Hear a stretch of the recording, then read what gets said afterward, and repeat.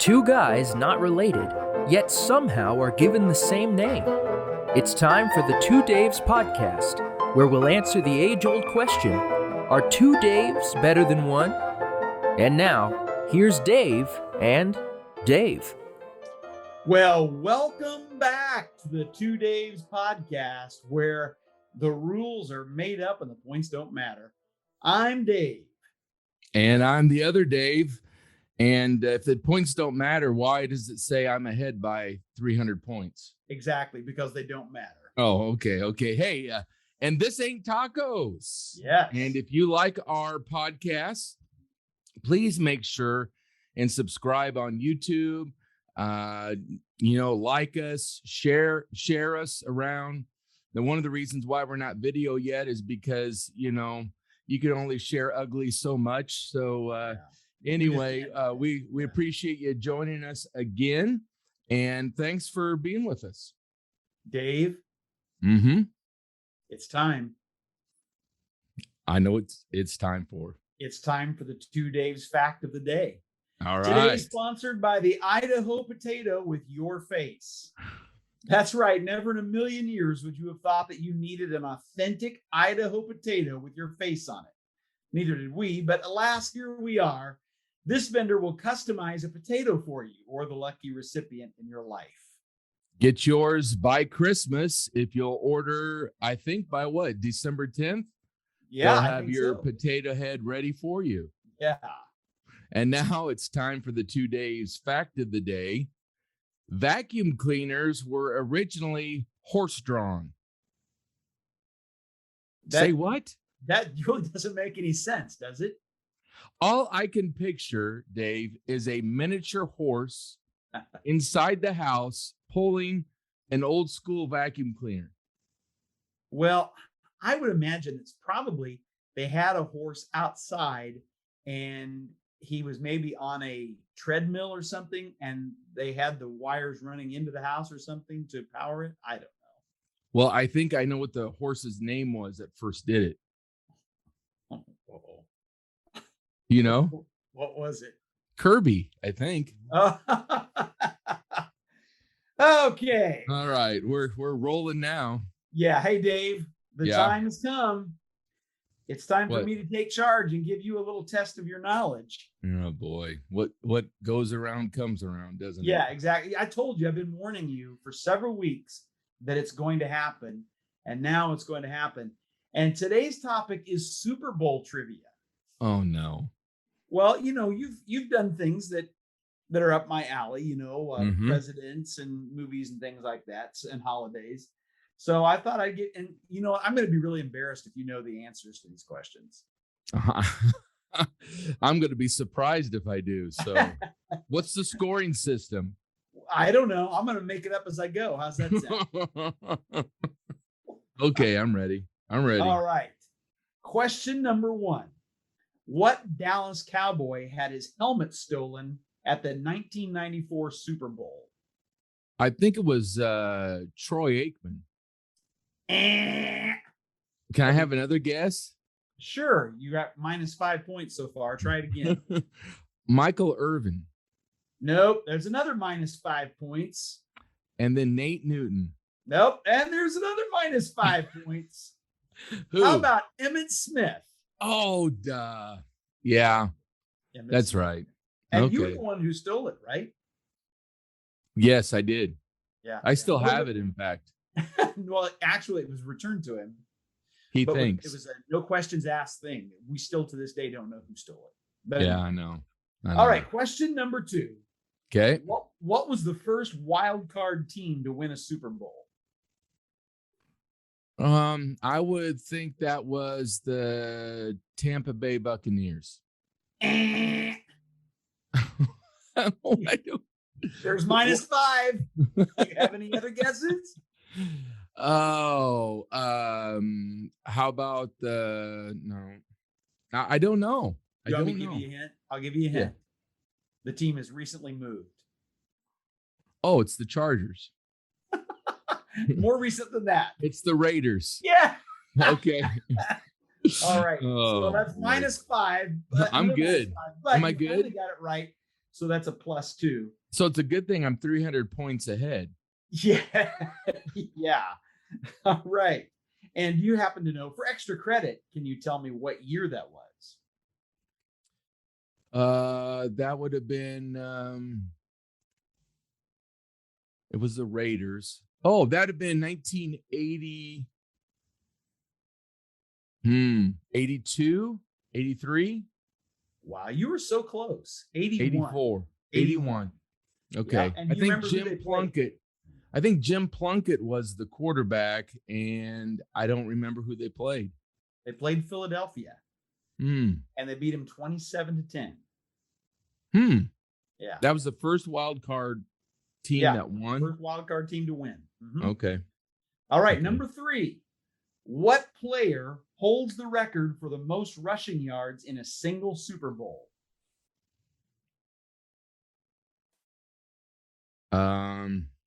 You are not looking this up on your phone, are you? No, it's recent, right? Can I have some no, help? It is not. Oh, it is not. No. As a matter of fact, I'll give you a hint. It's Super Bowl 22. Oh, 67, 77, 87, 89 then. Yeah, that's about right. Oh boy, who is it? I don't know.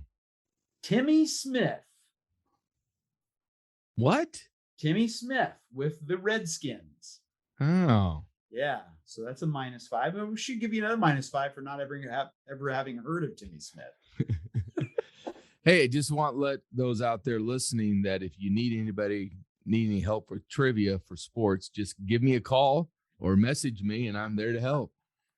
All right, question number 4. Uh-huh. What player holds the record for the most career fumbles in a Super Bowl?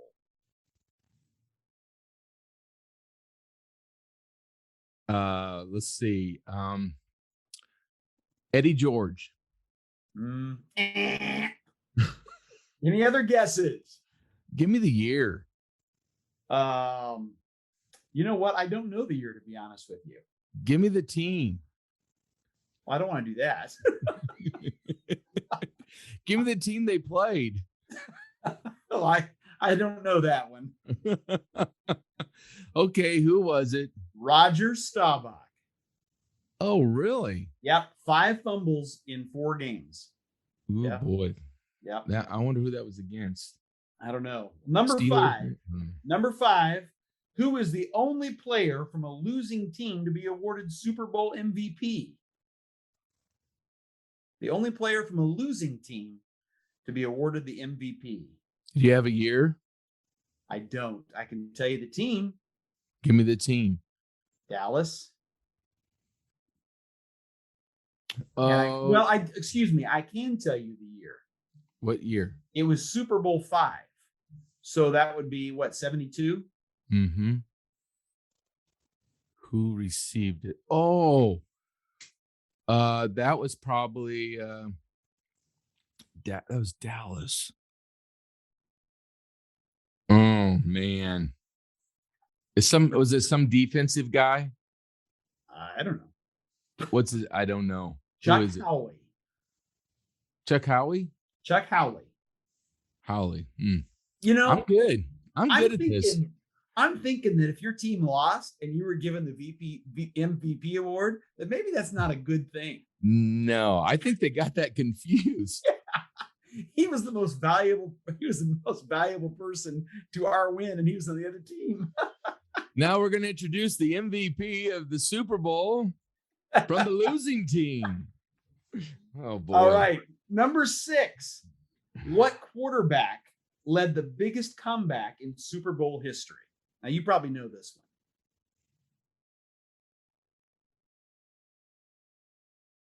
one. Yeah, I would think so. Yeah, I knew this. My guess is it's Tom Brady. It is correct.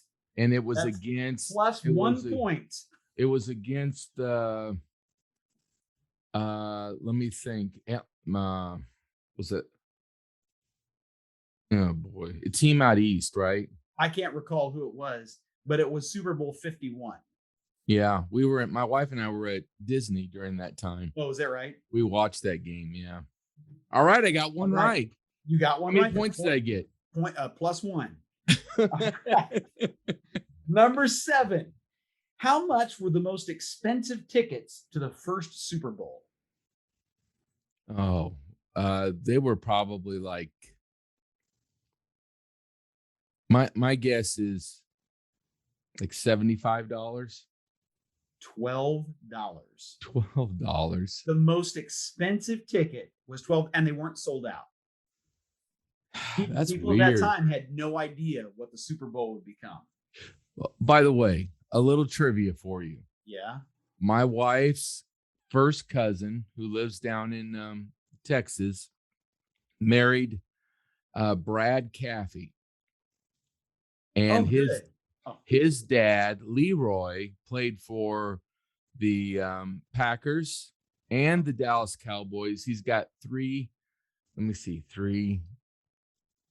Super Bowl rings, or maybe five Super Bowl rings.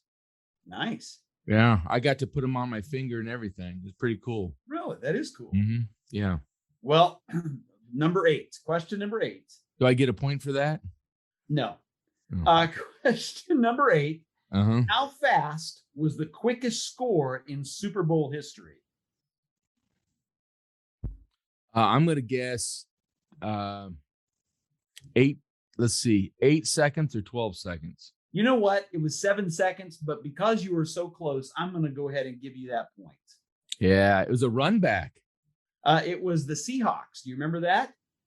It was Super Bowl 48. Was it a run back, right? A touch, kickoff, return? Don't know. Okay. I didn't watch it.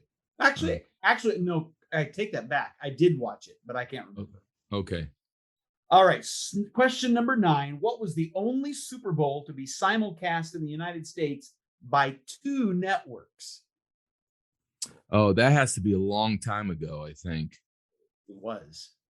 My guess is probably Super Bowl 3 or 4. Actually, Super Bowl 1. 1. Yep. And I'll give you extra credit if you can tell me the 2 networks that simulcast it. Well, I think it's ABC was one of them. Am I wrong?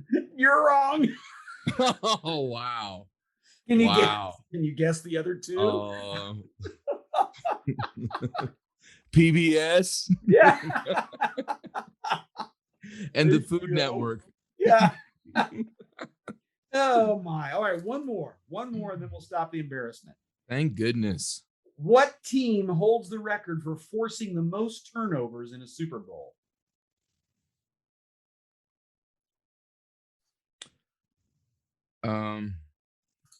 Is that kind of recent too? You know what? No. Well, I don't know. I can't. No, I don't know. I don't know when it was. I didn't put that in my notes. My guess is I'm going to say it's the Rams. It's the Cowboys.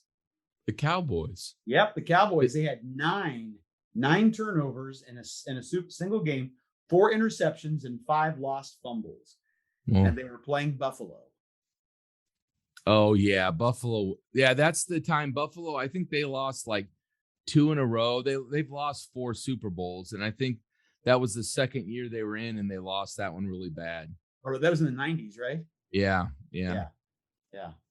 Okay. Huh. Well, so how did I do? Well, you didn't do terrible. Uh-huh. What is worse than terrible? Well, if I answer that, do I get a point? Yeah. Let's put it this way. You I think we're tied now in the Oh, that was humiliating. You know, I like sports, but I'm not like Rain Man or any of them that are. Yeah. I could, back when I was growing up, I collected baseball cards, football cards. I read stats and did all that. So back then in the day, I would know that stuff. Now it's Now I've got too many of my own stats, to Right. think about. So, well, there like, is your what cousin. day is it? I bet your cousin could answer these questions. Oh, I bet. Yeah, I bet. And hey, and since you said that, I'm bringing on my cousin right now. Jeff's on to go ahead and answer these questions.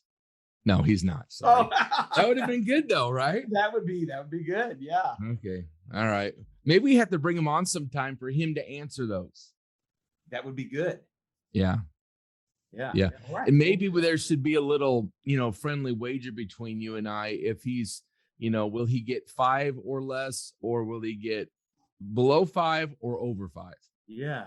Okay. We're cooking this up. All right. That'd be fun, right? Yeah. Yes.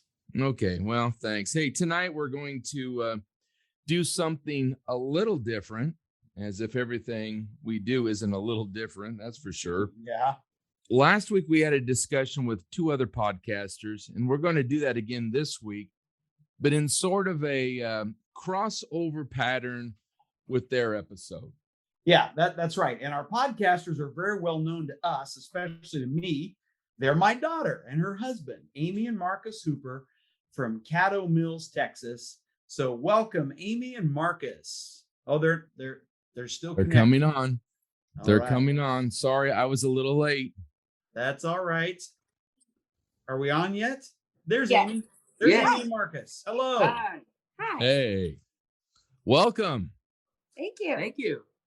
This is the guy right here that does our opening intro section. So thanks a lot, Marcus. You did great. No problem. Hey, Marcus, Yeah. can you do it real quick? Just kind of give us the intro. Do the live one? Oh Yeah. gosh, I don't even know. I don't even know if I remember. It's what been it so was. long since you just recorded. make You don't one even know up. what it says, do you? Make one up. Yeah, Are 2 Daves really better than one? there we go. That's in there. It's the 2 Daves podcast with Dave and Dave. Hey. Oh, that's pretty good. All right. Yeah. Just let you know that royalty checks have started to come in. Okay, and good. we're I was starting to send wondering. those out. You're in So, season 2 now, and Yeah. yes. Royalty checks may be 3 or 4 seasons behind, but that's beside Yeah. the point. So, okay.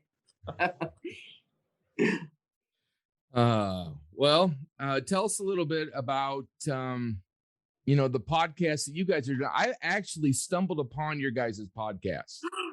Really? Yeah, I've listened. I know it's called hold on a second. Storytells. Yes. Now I looked up for it today. I was looking up storytellers, and I realized there's like 100 gazillion storytellers out there. Storytells. So I've listened to your Justice League one, Uh-huh. where you talked about the 2 different ones. Yes. I listened to your the first couple ones that you did, because I don't think Amy was on the first 2. No, Justice League was the first one we did together. Yeah. Gotcha. And there's kind of a story there. So originally, those like first few people that I was doing the podcast with, I worked with them at the time, and they were going to continue to be on the podcast. We were going to kind of rotate through. But then they ended up letting me go because that company like suffered a major financial hit, and they had to let somebody go.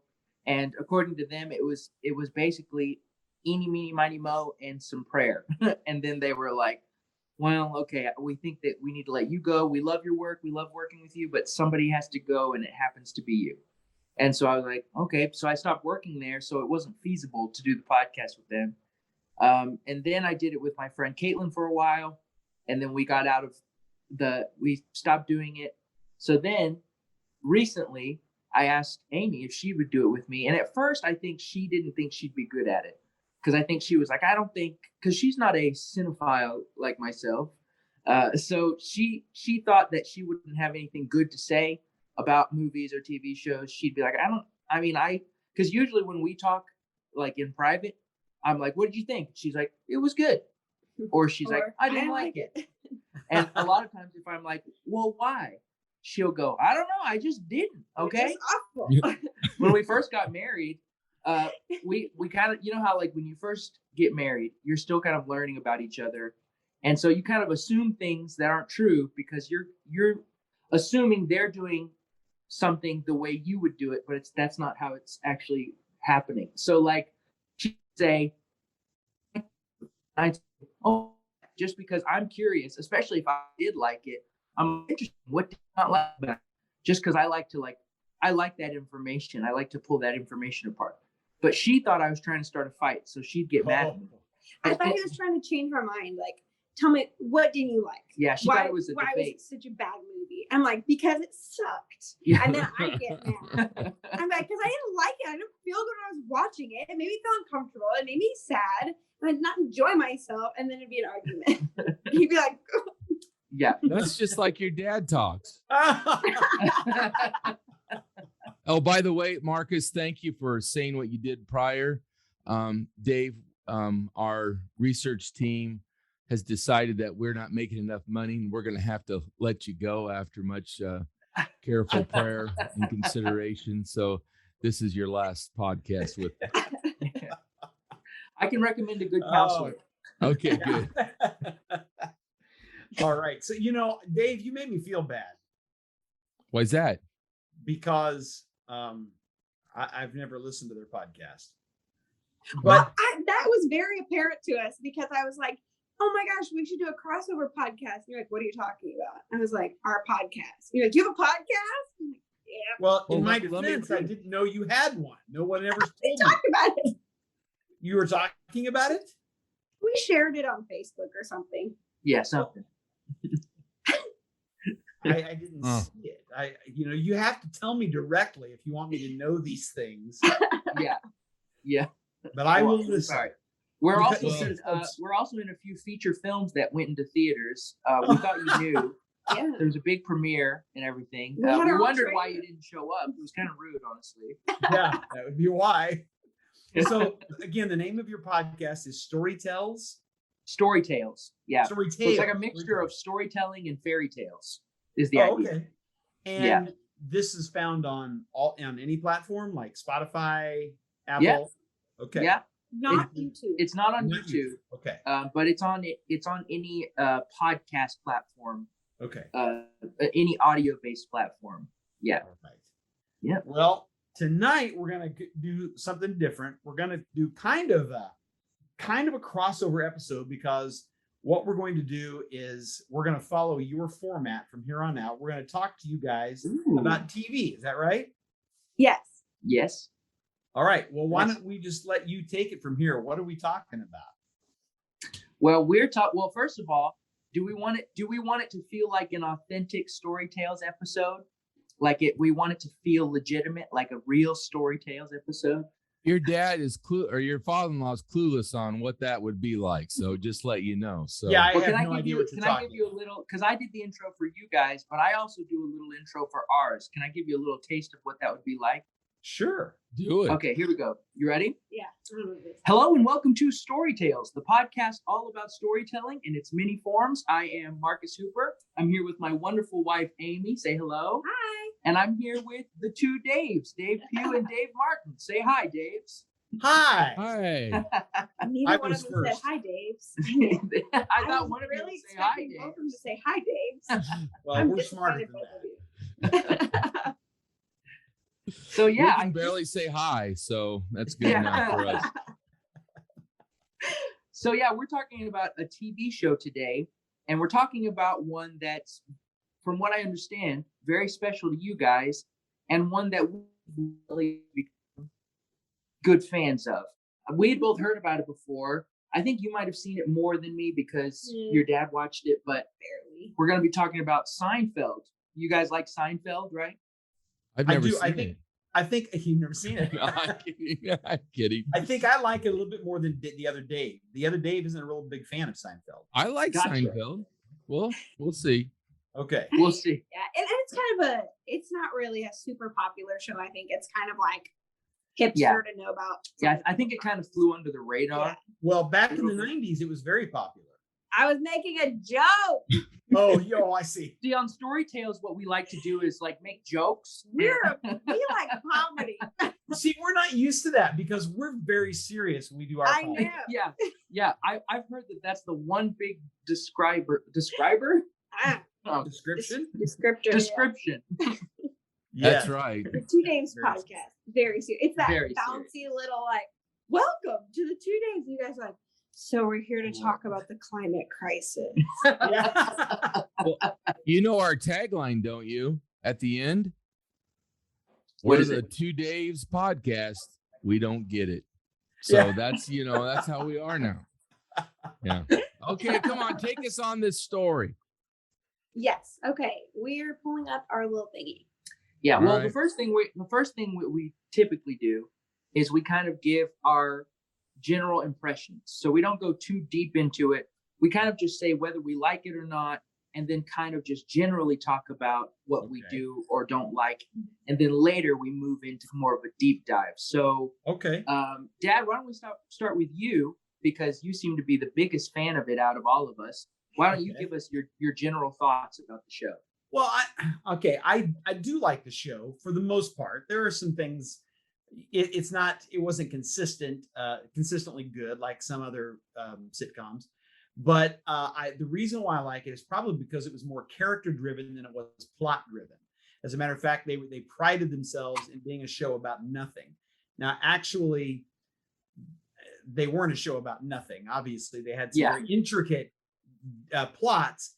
But I think the reason why it seemed to be about nothing is because it truly was more character driven. It was about those four main characters and the strengths that those actors brought to the TV show, and they just kind of played off those strengths. And that's kind of why I liked it. It wasn't really plot driven. It was character driven. Yeah.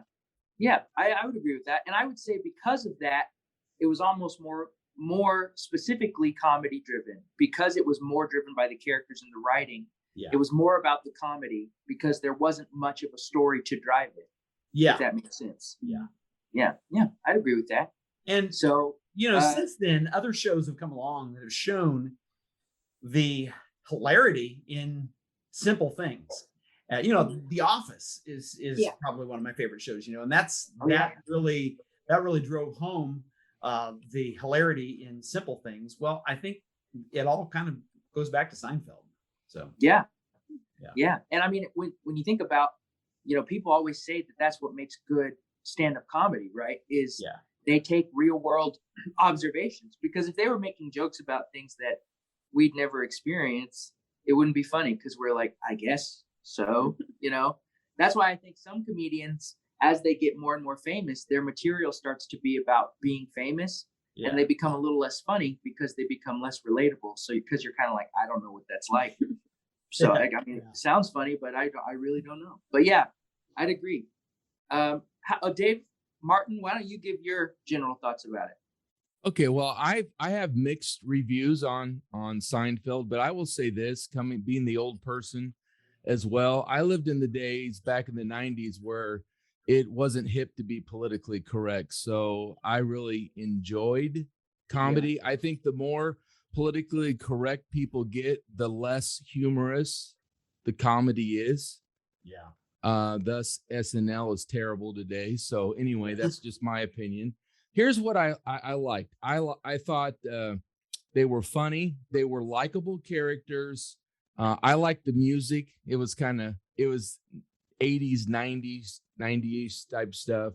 Mm-hmm. Their humor was good, and they all seemed to four different characters that really knew how to work together, and I thought that was unique. It was a great ensemble. Yeah, what I struggle with is that all four of them were self-involved jerks, so that's what kind of makes it funny. And yet at the same time, it's like, man, I don't want to be like them at all. And I thought the ending was the stupidest ending ever. It was terrible. It was awful. My all-time favorite ending is Bob Newhart. The Bob Newhart show. You got to watch that sometime. It's great. That's not the Bob Newhart show, but the Bob Newhart. Yeah, Newhart. That's right. Yeah. Okay. Yeah. All right. Well, Amy, what are your general thoughts about it? I liked it. I thought it was really funny. And but yeah, like the characters are all terrible. Like they're not like, what a great person, you know, but it was kind of funny how awful they were. Yeah. Sometimes I was just like, shut up. Like my least favorite character is George Costanza. I hate him with every fiber of my being. And I can say that he's not a real person. He was the worst. I think my favorite of the four was Elaine though. See, that's funny because Elaine was my least favorite. She got on my nerves the most. Like the Soup Nazi episode, when that episode ended and the audience was laughing and clapping, I was like, I don't know what they're laughing about. She just ruined a small business. Like, what's so funny? Like, you know, I don't know why, but like, I know that that's kind of the point of the show is that it's terrible people doing terrible things. But for some reason, that one like it struck a nerve with me, and I was like, that's not funny. That's just mean. I just didn't enjoy it. I was just like, ugh. So and I think I also don't like the ending. I don't think that's a hot take. I think a lot of people don't like the ending. But you know, I've asked myself why the ending is so, you know, bad and so disliked. And I think it's because the show is self-aware that the characters are bad people, but part of the joke of the show is that there are no consequences. Like they don't learn anything because nothing bad happens to them. So I think when in the finale, suddenly there are consequences, and it's like all their consequences were being stored up for this one day, and now it all happens at once. I think people were like, well, this kind of goes against the people doing terrible things, and they just always get away with it. And that's kind of the joke. Because I've heard someone call it an anti-sitcom, because they said that characters in pretty much any sitcom are terrible people, but they just aren't self-aware like Seinfeld is. Like the show isn't like, these are terrible people. But when you look at their actions throughout the show, and you were like, if this happened in real life, they would be in prison or people would hate them, you know? Yeah. And like Friends, I've heard people use Friends as an example. If you took their actions out of the context of a show and into the real world, people would hate them. They would be terrible people. But their Friends, the show, doesn't think of them that way. You know, they're endearing. We love them, you know. And Seinfeld was one of the first of its kind, where it was like, we know that they're terrible people. But part of the joke was, just like in a regular sitcom, the consequences that should happen don't happen. They happen to the victims. They happen to the victims, but not to these people, because that's what happens in a real sitcom. They do terrible things, and then they're just like, I'm sorry. And then by the next episode, it's all reset. Yeah. But then at the end of the show, there are consequences all of a sudden, and it's kind of like, wait, is this the real world or is this a sitcom world? Yeah. I think that's what Jerry Seinfeld and Larry David, I think that was their thinking behind the finale was that, you know, these guys have gone through 9 years of basically getting by with being the worst people on the planet Earth. It's time for them to get their comeuppance, but the audience wasn't ready for them to get their comeuppance. Yeah. They like them being nasty. Yeah. Yeah. Yeah.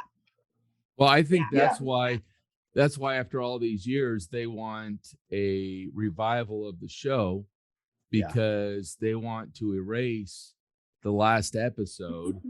And I think something like that would work. I don't know. We live in a politically correct world now, so, you know, they'd have to change some things there.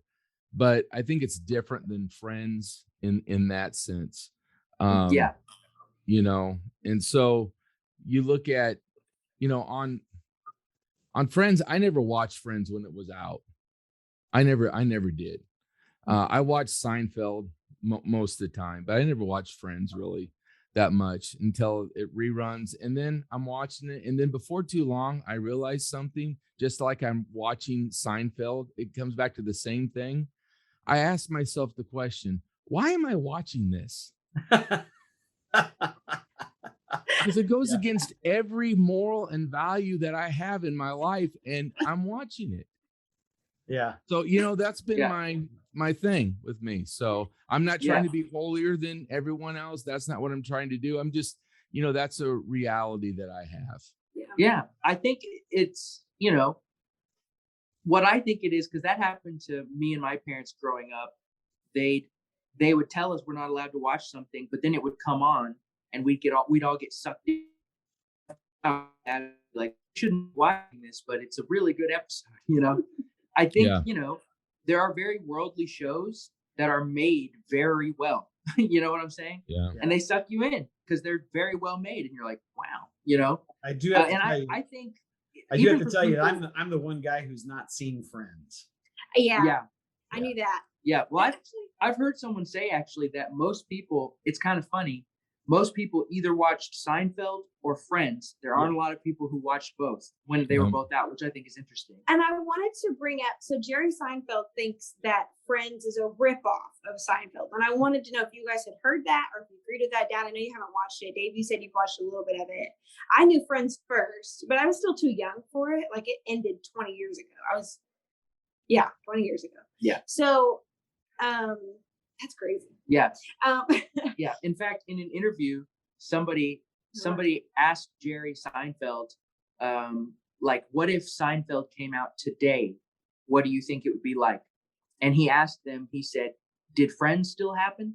And they said, yeah, Friends still happen. And he said, wow, they ripped it off and they hadn't even seen it yet. Was that on one of the late night talk shows? Maybe. I'm not sure. I'm not Yeah. sure. I heard the anecdote secondhand, but Yeah. I just think that's funny. Yeah, it is I didn't- funny. I didn't know if It you is. guys knew anything about or agreed with it. Maybe that Friends was a ripoff of Seinfeld. I don't think it is. I No. think it's just a sitcom staple. I think Other than like, it's a comedy about young people in Manhattan. To me, that's as far as the comparisons young go. white complainers. Young white complainants. Yeah. Well, and then if you go back to like when you're older, married, you'll enjoy the Everybody Loves Raymond's. Yes. That came out. And now that's what I really love. You can take Seinfeld and Friends and, you know, flush it down the toilet. But to me, Everybody Loves Raymond. But the reality is Seinfeld set a tone to future sitcoms. So they were totally different, because if you look at all the sitcoms prior, you're talking about All in the Family, which, you know, Archie Bunker. You're talking about you know, Mary Tyler Moore's show. All of them had a purpose. They had a some kind of plot for that show. When Seinfeld came on, you're like, where are we going with this? Yeah. You know, which was kind of funny. I mean, there's some Seinfelds that I'll just, you know, I'll never forget. They're funny.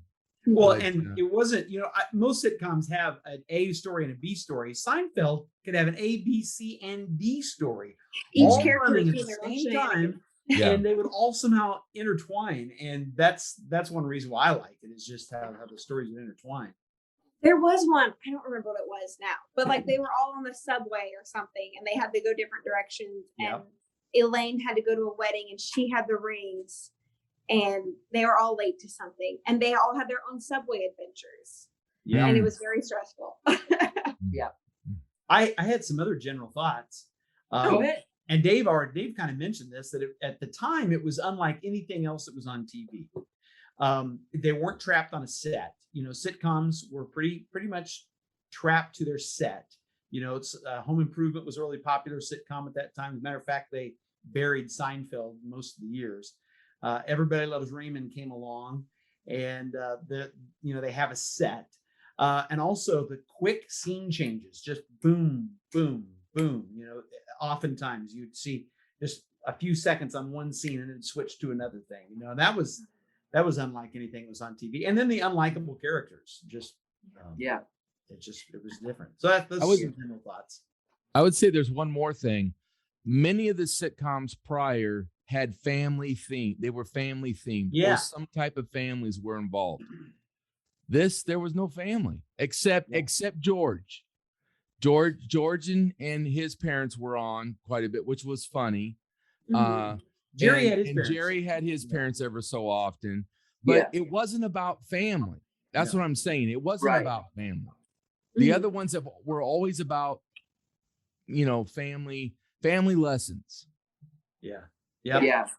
For years. For years, that's the way it was. Yeah. Yep. And I guess kind of that's where it's a show about nothing might kind of stem from. Is it was probably one of the first shows on TV that was like, we don't have a moral for you. We're just hopefully going to make you laugh. And that's it. Like, we don't have anything for you to learn. You know, it's like, just you'll be entertained and then you'll go home. You know? Yeah. You know, that you think about, they didn't talk about spiritual things really. No. But there are a few things that they did. And I don't know if you guys ever got those at all, but there are a few conversations that they had that were a spiritual nature. Huh. You clue us in. Like what? Well, I wrote these down because I thought maybe you might be going that way. I'm not for sure, Marcus, where you're going, so I don't want to interject. No, just go ahead. It's a free flow discussion. All right, it's about nothing. Yeah, it's about nothing. So here's Elaine and her boyfriend David. You know, Putty. Yeah. Oh yes. Yeah. Yeah. Okay. Patrick Warburton, Kronk. Yep. So Elaine goes, so where do you want to eat? And David says, feels like an Arby's night. And Elaine says, Arby's, beef and cheese, and do you believe in God? And David Putty goes, yes. Elaine goes, oh, so you're pretty religious. And David goes, that's right. Elaine said, so it's a problem that I'm not really religious?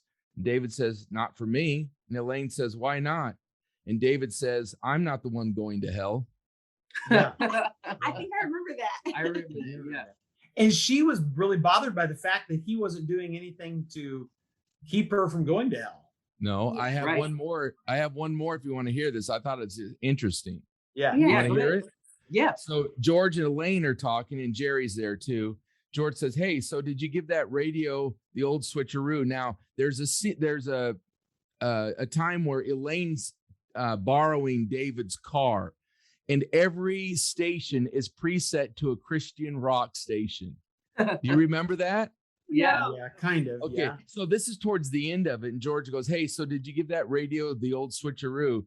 Elaine said, I did. George said, and the Christian rock? Elaine, resurrected, and look what I pried off his bumper sticker, a Jesus fish. George goes, Jerry, do you have any fish sticks? And Jerry said, no. So you're disappointed he's a spiritual person? Elaine said, well, yeah, I got him because he seems so one-dimensional. I feel misled. And George says, well, I think it's neat. You don't hear much about God anymore. And Jerry said, I hear things.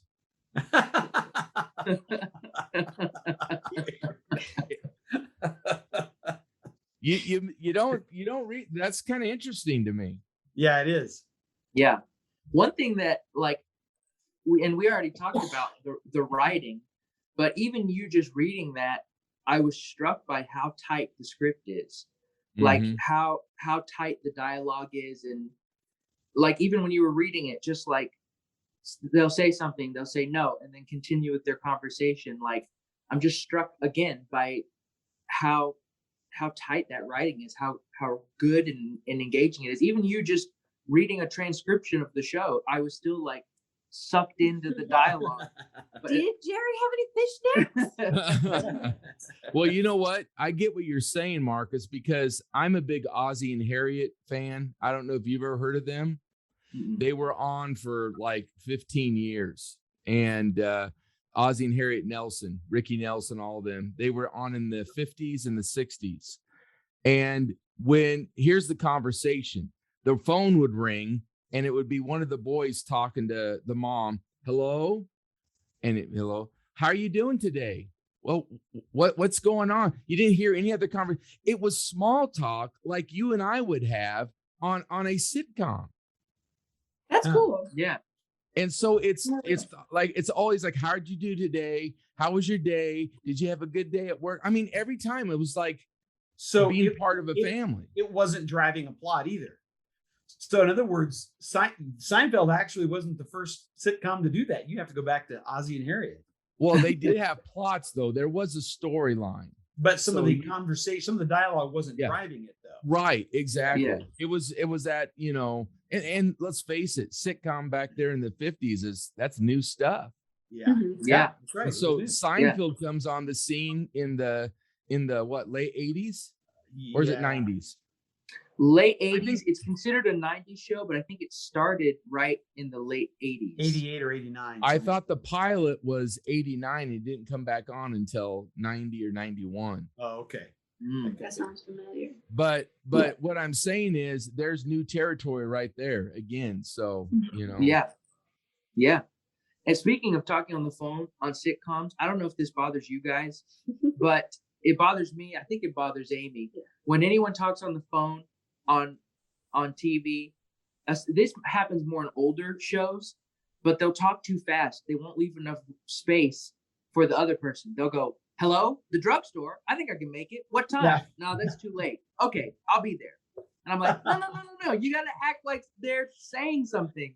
You can't just rush through all your lines. It bugs me. I'm like, where's the director? Who's letting them do this? That's the best But thing. you know that in a part. sitcom, they're very time conscious, you know.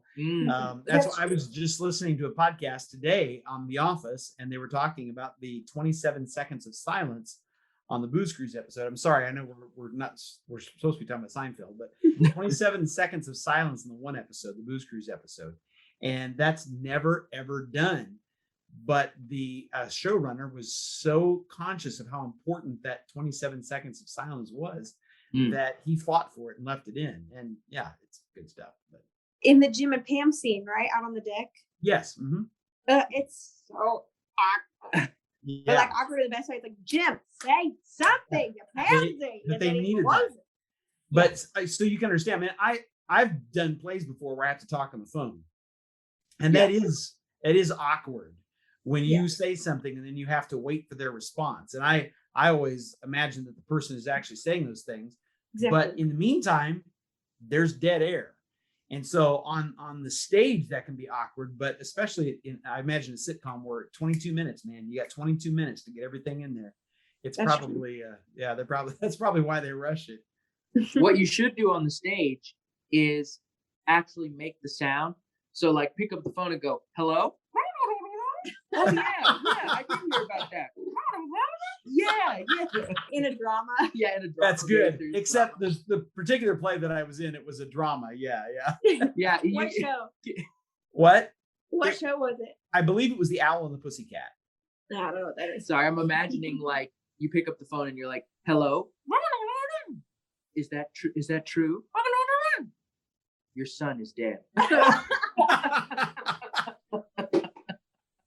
Well, hey, in the old shows, they were 25 minutes an episode. 25 because of commercials. Now they're 22. We had to cram them in. Yeah.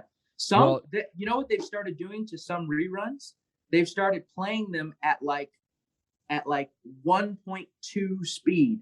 So it's faster, but not like so fast that they sound like chipmunks. Huh. But some of these reruns, I've seen them on TV and I've watched them on streaming. So I know them well enough that I'm like, it sounds weird. It sounds too fast. They did it so they could fit in more commercials. So they're playing it faster. When I first started watching Friends, I wasn't streaming it. It was really before streaming was super popular. It was in middle school maybe, but I would watch it on like TBS after school, and then it would come on at Nick at Night, and it would be like, oh, they sound weird. And Dad, I think I asked you, like, do they sound weird? You're like, maybe it's a little tinny.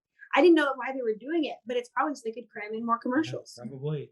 Yeah. Hey, by the way, the pilot of Seinfeld did air on July 5, 1989. The next episode did not air until May 31, 1990, almost a year later. So wow. Yeah. That's a big gap. Yeah. Okay, let's talk about things we don't like. Is there anything that we don't like about the show? I don't like any of the first season. I didn't think it was funny. I'm not sure how it survived its first season because it just wasn't funny. You go back and you watch that and you go, what's going on here? It's not funny at all. And I know a lot of shows have to survive the first few episodes because they're trying, the writers, the actors, the producers, everybody's trying to find their way.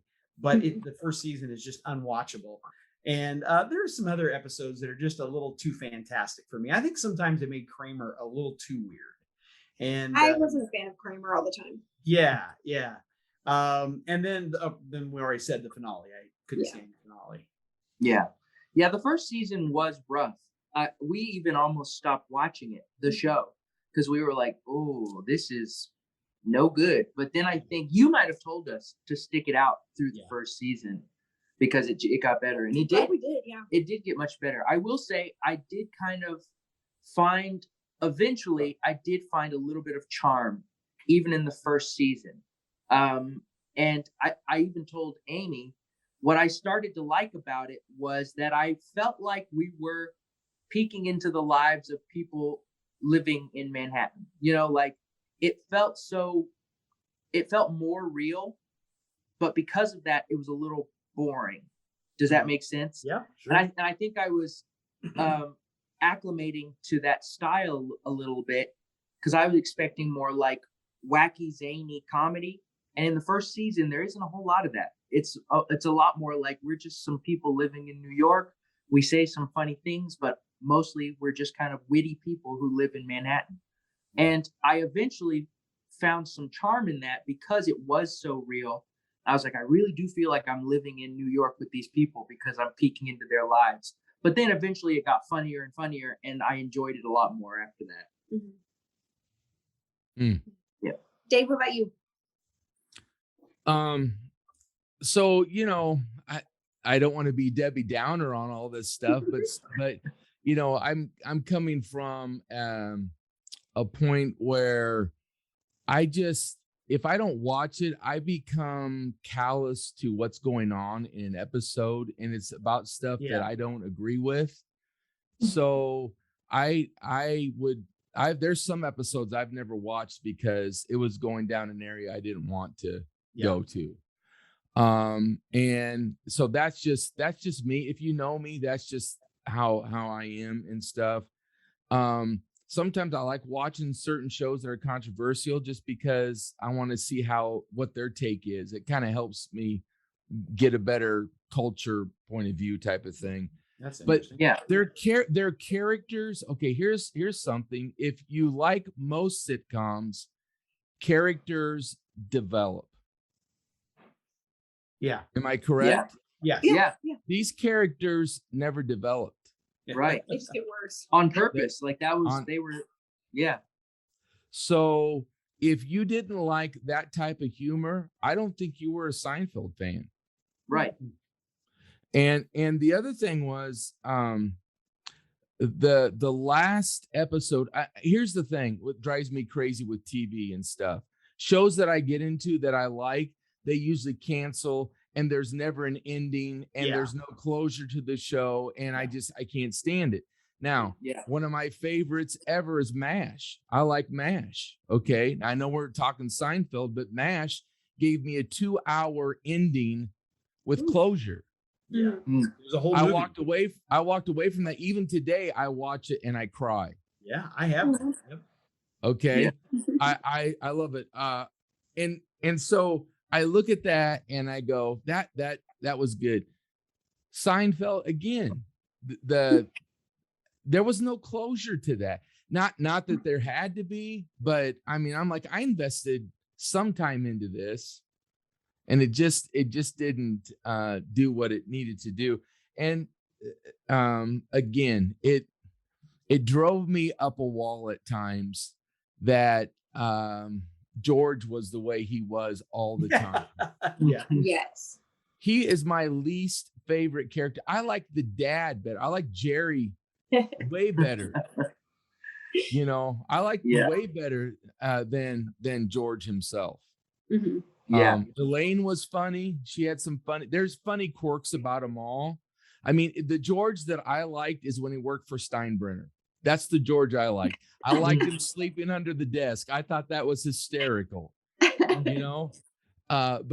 he just drove me up a wall. I like Kramer. And are you going to get into any of the favorite episodes at all or not tonight? Yeah. Okay, good. Because that's all I have to say about that. Okay. Yeah. I think we're all kind of saying the similar things about all of it, which I think is a testament to the show that it's not very like, I don't feel like there's a lot of different opinions about Seinfeld most people kind of feel the same way about certain things, if that makes sense. And not every show can pull that off. Most people would be all over the place with opinions, but it seems like most people are like, it's really funny. Finale's terrible. Yeah. But Well, it's did funny. you know? Did you hear what Julia Louis-Dreyfus appeared on David Letterman's last show, and they did the top 10 they did was top 10 things I want to say to Dave. Julia Louis-Dreyfus was number 4. She said, "Thanks for letting me take part in another hugely disappointing series finale." I played that clip after we finished it. Do you remember? Yeah. Yeah. That's funny. funny. That is. So now at this point, we talk about performances, which is a big thing to talk about, because I think if the performances didn't work, the show wouldn't work. Even if the writing was really good, it would carry a lot of weight. And I think it does carry a lot with one specific person, and we'll talk about that in a little bit. But the writing alone wouldn't have carried it if the performances weren't good. I mean, would you guys agree with that? Yeah. So the one person I was talking about was Jerry himself. Now, he's good, obviously, but I think he's the weakest performer out of all of them. There are lots of, as far as acting, Yeah, there are lots of times where I'm like, and I think they make jokes about that in the show. Like when they do their pilot. Yeah. He's like, I can't act. Yeah. Yeah. He was He's very, just very- I think he was conscious of that. Yeah. Because he wasn't really an actor. He was a comedian. Yeah. And so it's different. But it does, like, he does enough, like, because he's a funny guy, obviously. He was a comedian. So he does enough. He hits the beats well enough that it still works. It's not terrible by any stretch, but he's definitely, I'd say, the weakest out of the ensemble. But they all had such a good relationship. Like, it looked like they were all genuinely having a lot of fun. And Yeah. so I think it made up for it because they could play off each other. Which, from what I hear, they did, right? I mean, Dad, you probably know a little bit more about that, but it seems like they all actually got along behind the scenes. Yeah, had real good chemistry. Yeah. Yeah. In fact, we watched Seinfeld bloopers, and it was so funny because, they'd break character, and they did look like they were having fun, and it didn't feel like it when they would mess something up. It didn't feel like someone was like annoyed with them, or they'd be like, oh, it just felt like they were friends doing something, not friends. Yeah. Don't tell Jerry Seinfeld I said that. It felt like they were pals, just doing something they enjoyed together, which is usually when you get the best chemistry. And I'd say even the show Friends kind of accomplished that too. Well, and that's probably why, because the chemistry between them is probably why most of the time, anytime they have tried to do anything on their own since then, it's failed. Other than Julia Louis-Dreyfus now is in Veep. That's about the first successful thing that any one of the four has done since they've left Seinfeld. Yeah. Is Veep still on? Failed. What? Is Veep still on? I don't know. I've never seen that one either, but Me neither. I thought it only did a couple seasons. I don't know. Well, she's in the MCU now. Yeah, she's in Marvel stuff now. Oh, okay. Yeah, that's when you know you've really made it. You made it in Marvel. When Okay. you've made it in Marvel. Even people who have been working in the industries for decades, and they have like been knighted by the Queen of England, they haven't made it until they're in an MCU movie. Okay. Let me say something. You talk about chemistry years on. Have you guys ever seen Seinfeld's comedians in cars having coffee? I've seen a few episodes. I have not. Did you see the one with who's Kramer? What's his name? Michael Richards. Michael Richards. You ever seen that one? I haven't. So, Michael Richards had a racist tyrant and all this kind of stuff and Yes. lost everything. And all these years, Seinfeld, that's the reason why I watched that episode. Seinfeld picked him up and they went out for coffee. And it was such a raw conversation. And the one thing that Kramer, or what's his name? Michael Richards. Michael Richards. Okay. I'll call him Kramer. Okay. You call So him the one, We know the who one you're thing talking that, about. yeah, the one thing that he said several times was, Jerry, very few people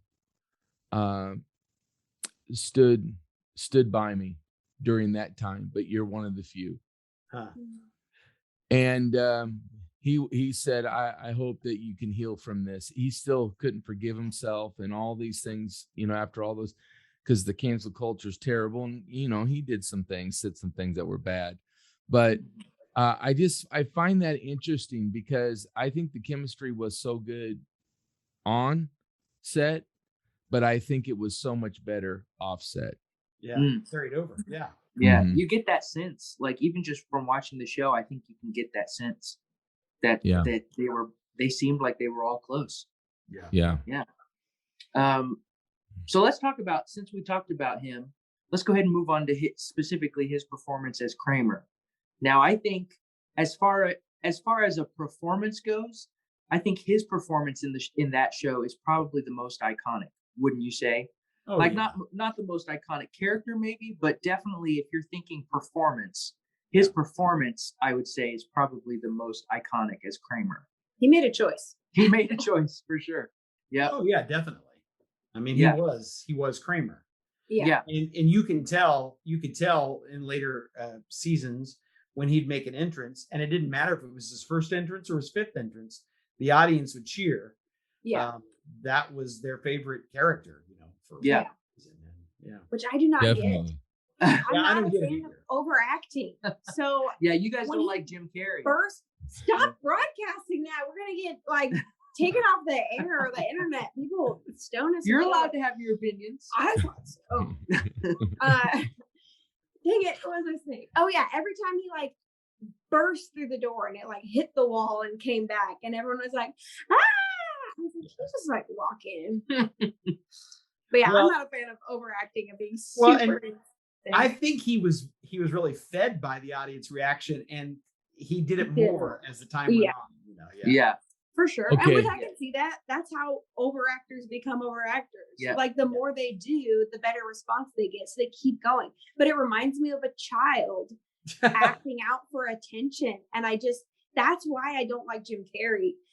Like if I think about, I know that's not about Seinfeld, but when I think about why don't I like his acting or like his comedic acting, it's because I think of a child trying to get an adult's attention by doing the dumbest thing they can think of.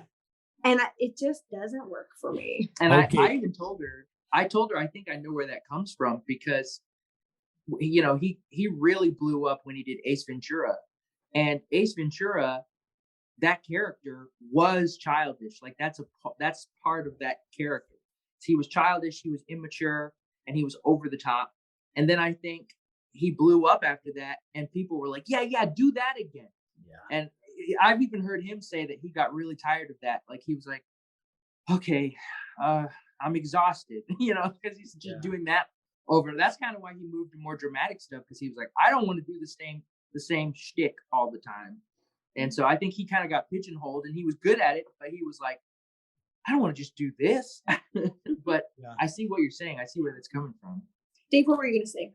Well, I'm just, I like it. The stupider it is, the funnier it is to me. So that's why Dave likes me. Yeah. If I have to go in, I'm just going to tell you, all of our lives are complicated, but with me, my humor is where I don't have to think a lot. Mm.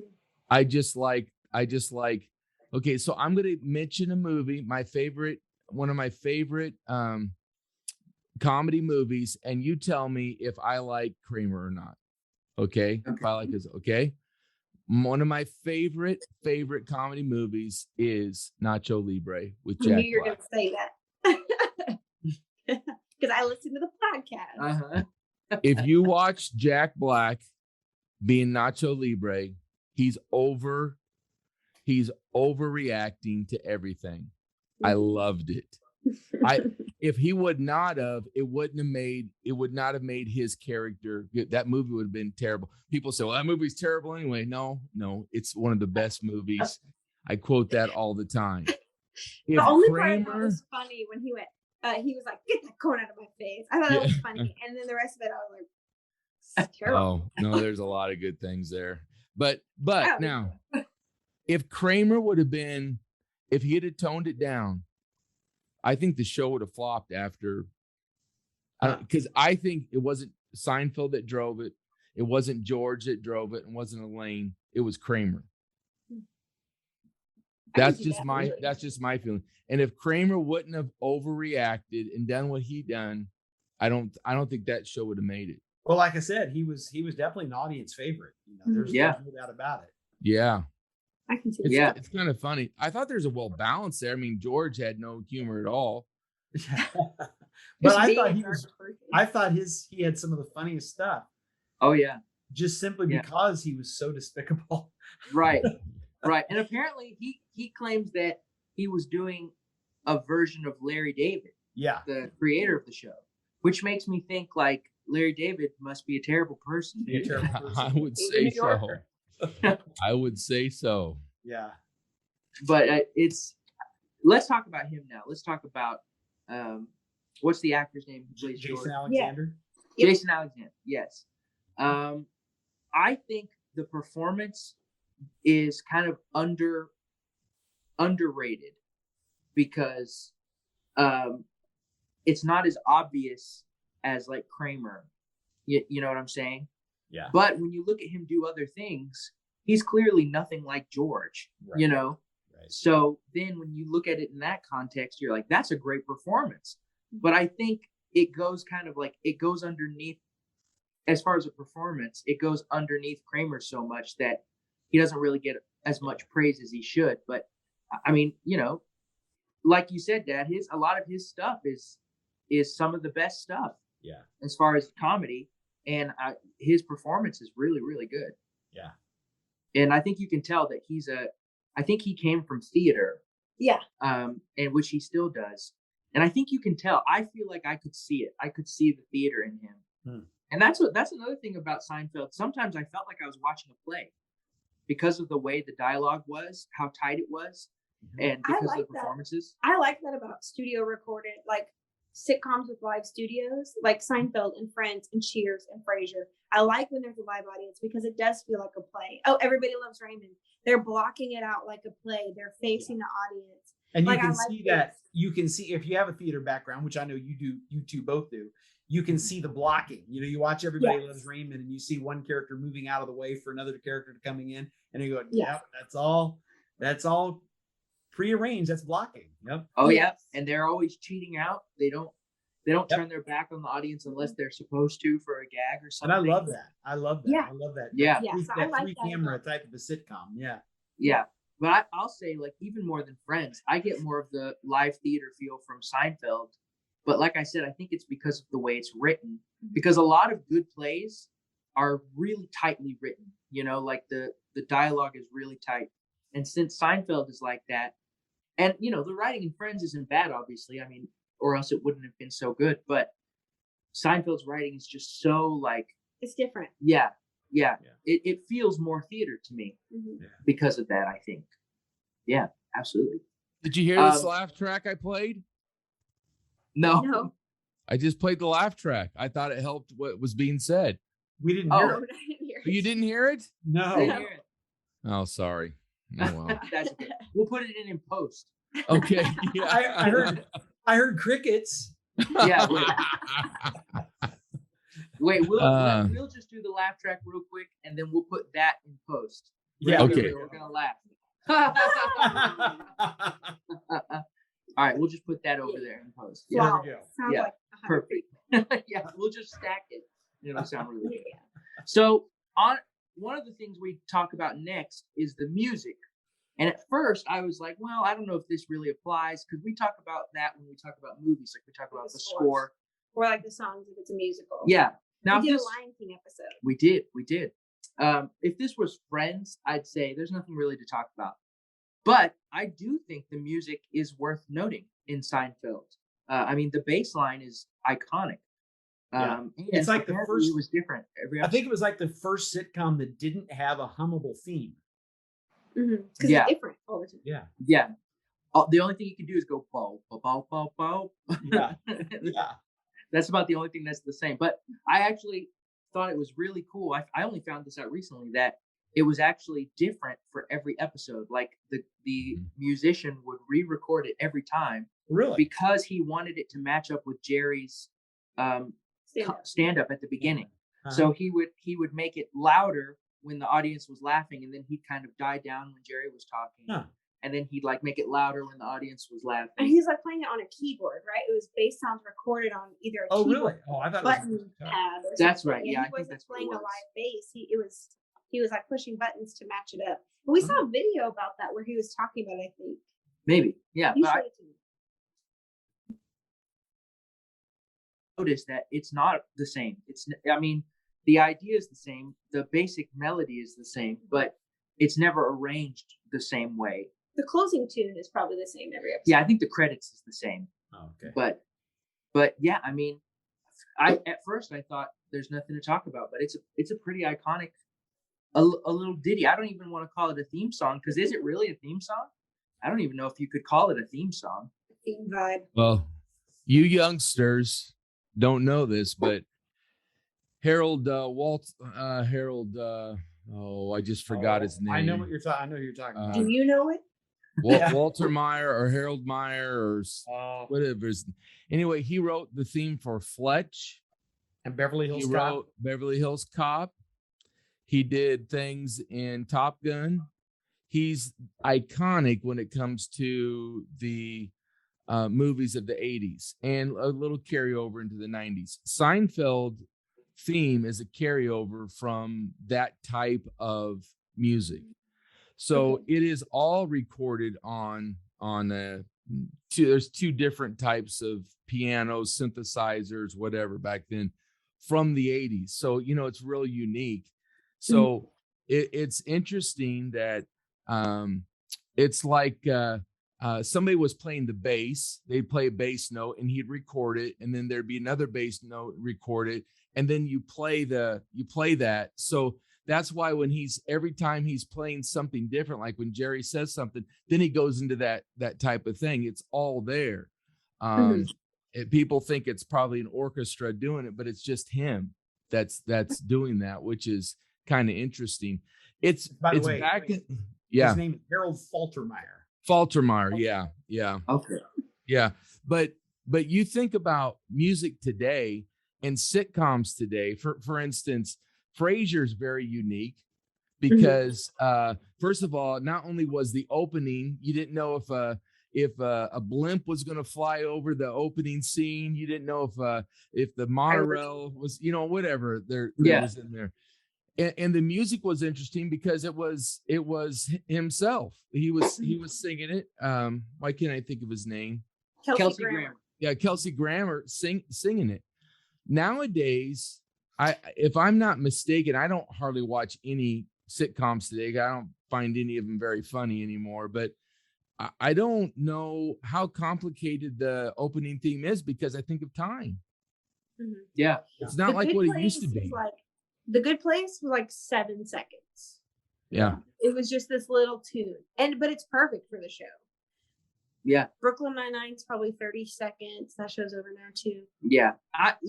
I'd say it's a big toss up between a really short one and a decently sized one. Mm-hmm. But I will say, especially in the day of streaming, if I'm binging a show, I get sick of the theme song if it's really long. Like I'll tell you, I skip the Office theme song almost every time. Skip intro. Once I get into it. I'm gonna bring that up to our counselor. Once I get into it, because it's the same all throughout until Michael leaves, and so then I'm like, skip. It's hummable. I don't like to skip theme songs. The only one. So on some shows on Hulu, it'll be like skip intro, like on Brooklyn Nine-Nine. I won't skip it on Brooklyn Nine-Nine because I whistle along to it. But it wouldn't for Cheers. And Cheers has a 60-second theme song. That's a long theme song. And it's making your way in the world today. And it's like this. It's a full-length song. Did you know that Dave was on that sitcom? Dave, you were on Cheers? Yeah. Norm. No, I was Norm's. No. Wow, you really lost a lot of weight. That's impressive. Yes. Norm. I used to be called that in youth ministry, so that was funny. Yeah, you'd walk in the snack shop at camp, and we'd all go, Norm. Yeah. And go, hey. Really? That's funny. Yep.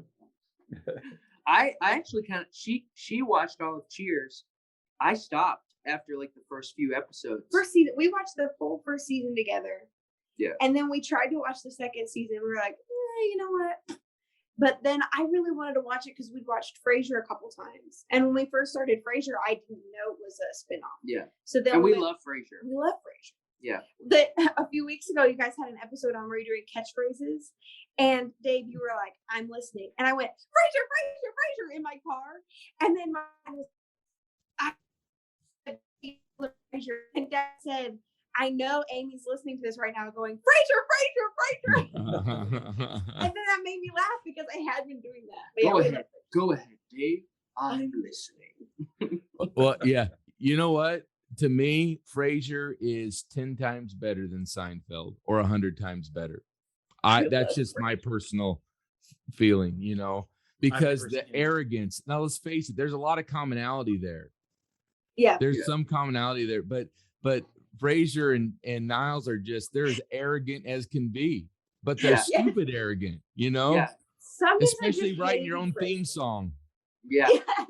Yeah. Frasier's the most hateable. But when we talk about Dave, I don't know if you know much about the Enneagram or what your Enneagram type is, but I'm an Enneagram type 4, which is the individualist. And so there's not a lot of type 4s in sitcoms. And I'm like, but we think Frasier might be a type 4. And that made me furious. I'm like, I hate Frasier. I don't know what I am. So I'll send you the quiz. Okay. All right. Sounds good. Now we're at the end now of we didn't talk about Julia Louis-Dreyfus. No, we kind of did, but yeah, I think she's good. Yeah, she was good. Hate to shirk her performance, but it was the it was one good. woman on the show. We're like, She was fine. Anyway, Great dancer. Great dancer. Yeah. Oh yeah. Yeah, fantastic dancer. Yeah, that's a standout. Shutting down small businesses. Yeah. Oh man, that's funny. I don't know. Yeah. I don't know what it was. It's so funny. It seems like one particular character really got on our nerves the most, and I don't know if we all shared that same person. Like, I don't know. Like you said, it was George. Dave and I are both George. George. Well, we both hate George. We aren't George. Yeah. We're Yeah. Seinfeld character. Yeah. For me, it was her, Elaine. or it was Elaine.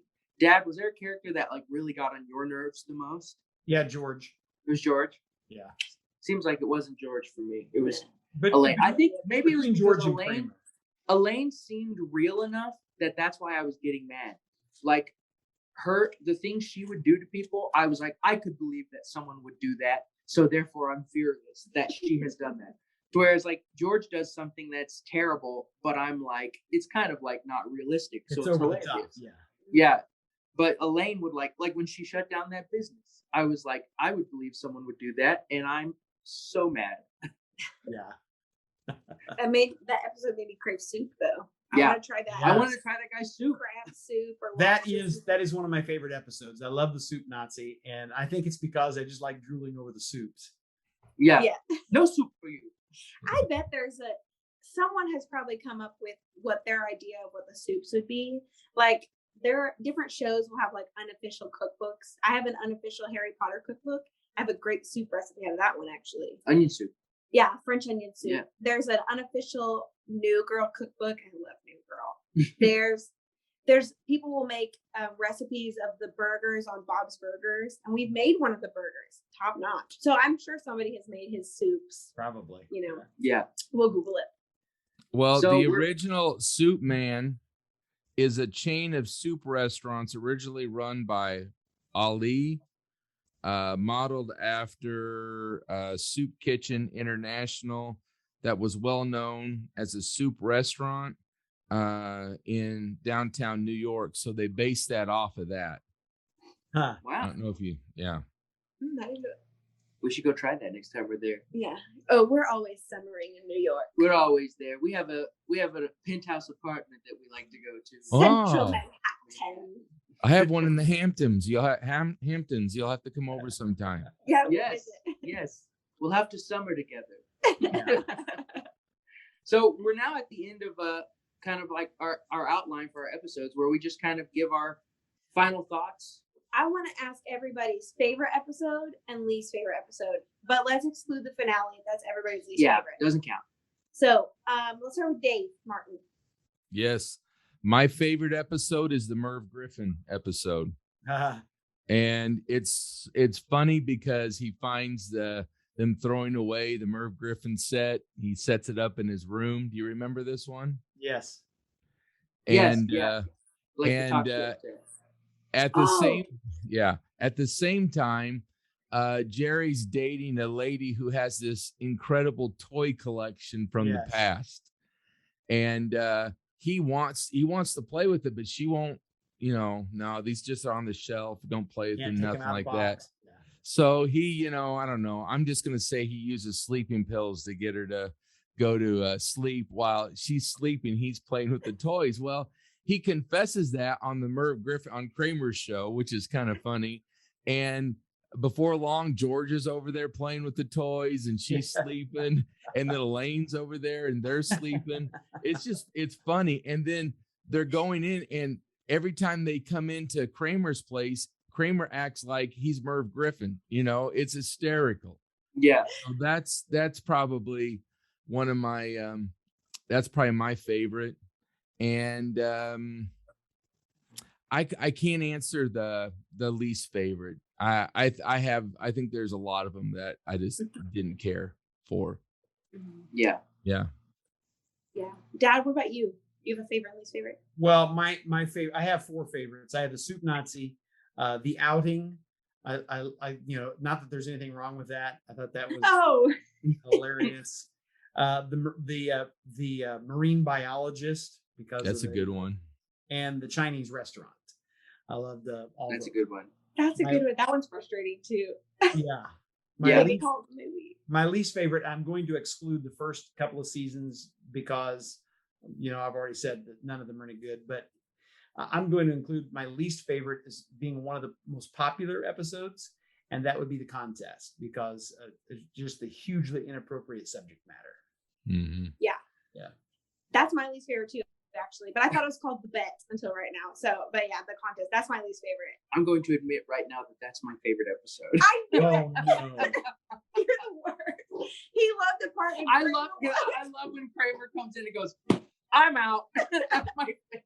I laughed so He hard. lasted like an hour. He walked out the door, came right back with money, and was like, "I'm out." I was so hard.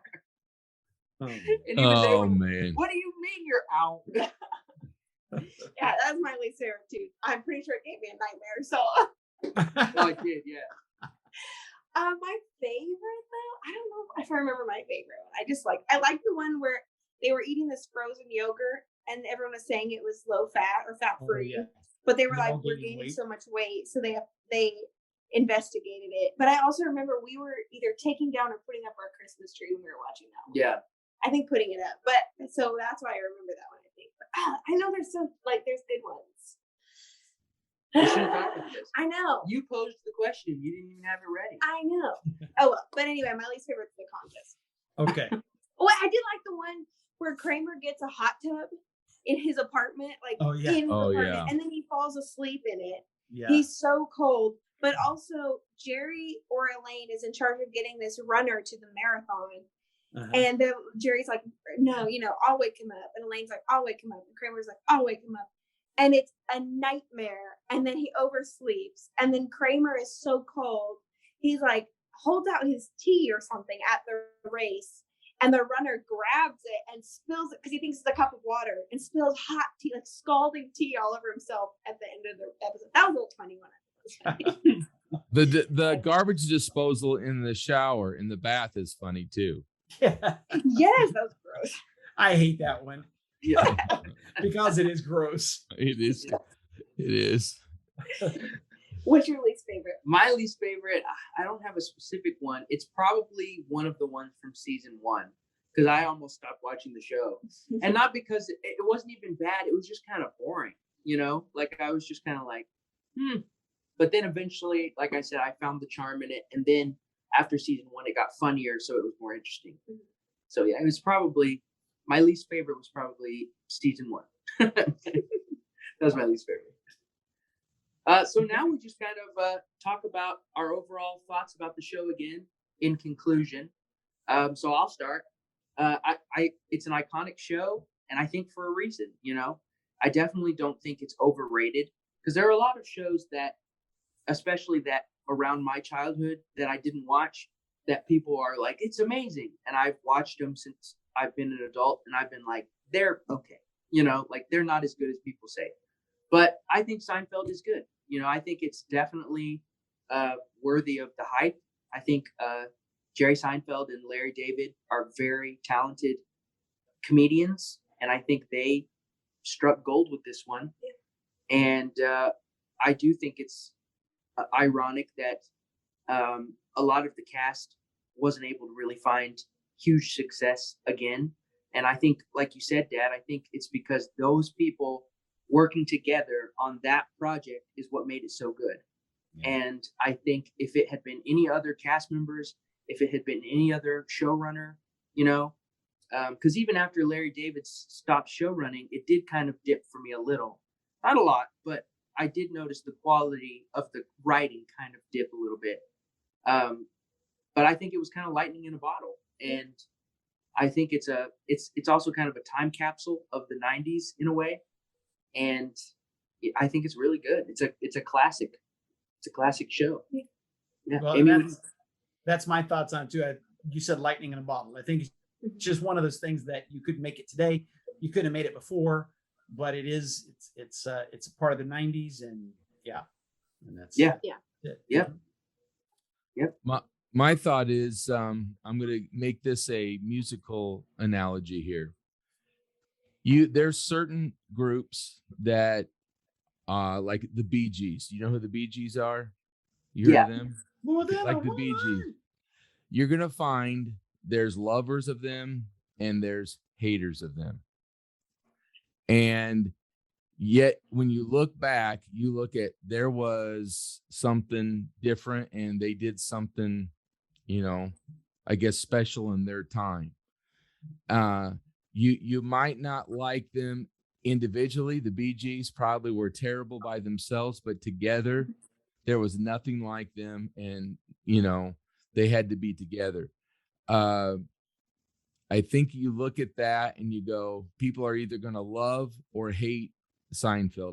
I hear that today more and more, but there was something unique about it.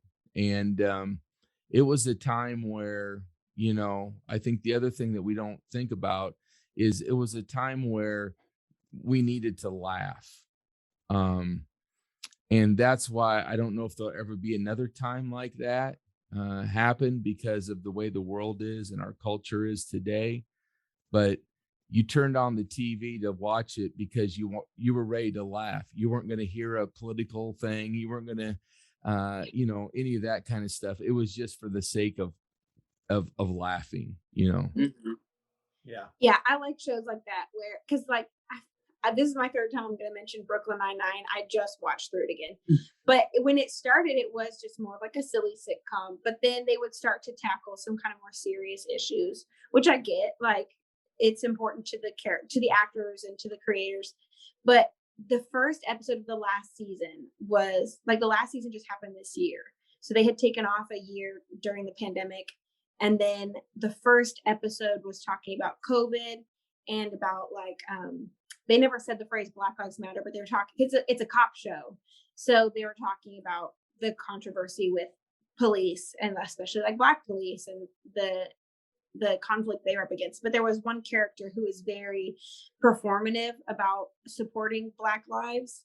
And one of the Black characters was it felt like an after school special, because he's just, make it, if you want to make a donation, do it anonymously. Not everyone needs to know what you're doing. And it just felt I love that show. And I'm glad they stand up for what they believe in. But that episode especially felt like an after school special. It was real hard to watch. And if there's anything that you cannot use to describe Seinfeld, it's after school special. Oh my God.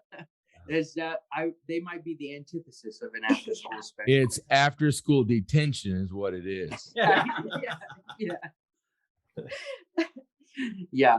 I mean, Seinfeld really did change TV, and it's kind of, sometimes it's hard to remember that, because especially for people like me and Amy, because we were born after they had already changed TV, so TV was just, that's the way it was when we were born.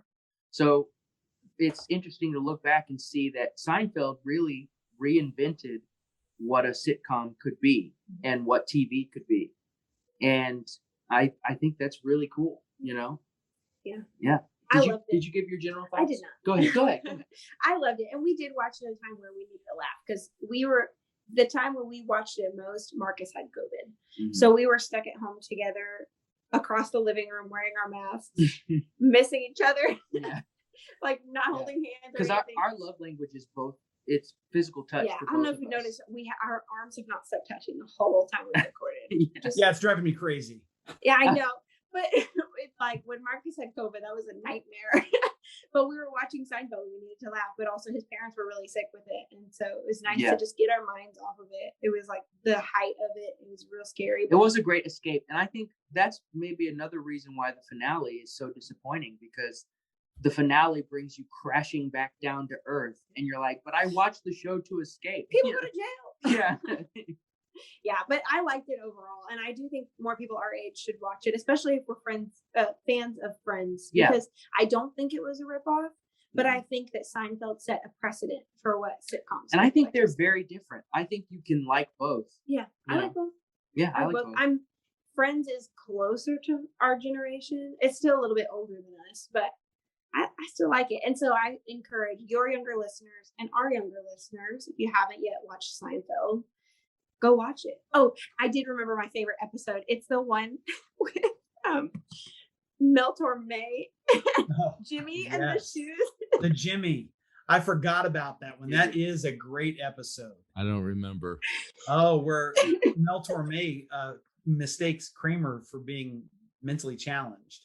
Because he's wearing Jimmy's weird shoes. Yeah. And he got punched in the lip, or he'd gone to the dentist, so he wasn't really talking right.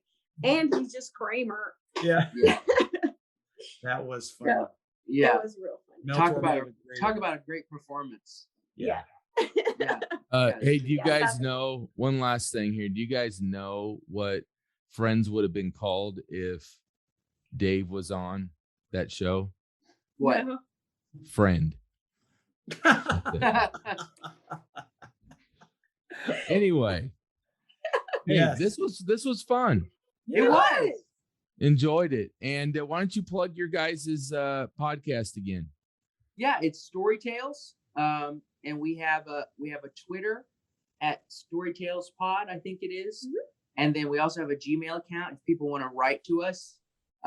We'd love to read people's emails out on the show. It's storytalespodcast@gmail.com. And then people can follow me on Twitter at Marcus is a Hooper. And then I also have a YouTube channel, Marcus Hooper. So doing a lot of stuff. We got a lot of stuff out there. And we just kind of started this podcast. Marcus started a few years ago, like you mentioned at the beginning, but we just started doing our movie thing together. We did a few episodes and then we went on vacation and then our brains stayed on vacation. So It's been a couple weeks. It's been a bit.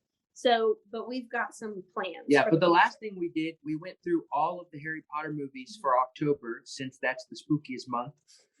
we watched through all the Harry Potter movies.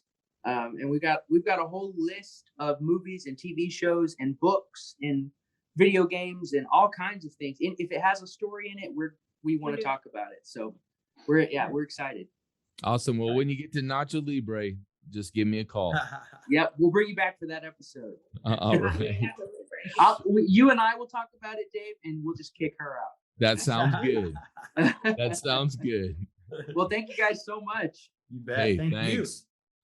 Yeah, we want to thank you guys for joining us. And we also want to thank Andy and our listeners for being with us during this episode. And please don't forget to comment, share this podcast with as many friends as you can. And also you can message us on the 2 Days Podcast Facebook page. And we just, if you would take it easy, because we got to go through so many comments and so many mail, pieces of mail that it's Slow just down. incredible. Yes, slow down. So anyway, or the 2 Days Podcast Instagram page as well. And we'd love to talk with you, chat with you. And I think that's about it for me. Yeah. Until next time, would you help us increase our podcasting viewership this coming week? And until next time, remember that 2 days are always better than one. See ya.